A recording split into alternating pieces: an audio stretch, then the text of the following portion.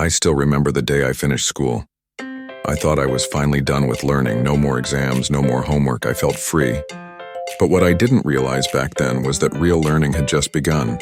After getting my first job, I quickly learned that the world outside the classroom was very different. Things changed fast. New tools, new systems, new ideas. At first, I struggled to keep up. I felt lost when my coworkers talked about new trends or used software I didn't know. One day, I made a decision. I would start learning again, not because I had to, but because I wanted to grow. I started small. I read articles online, watched free tutorials, and took short courses. Slowly, I began to feel more confident. I learned that learning doesn't mean sitting in a classroom. It can be as simple as listening to a podcast on the way to work, reading a book before bed, or asking questions when you don't understand something.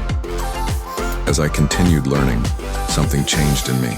I became more curious, more open-minded, and more ready to face challenges.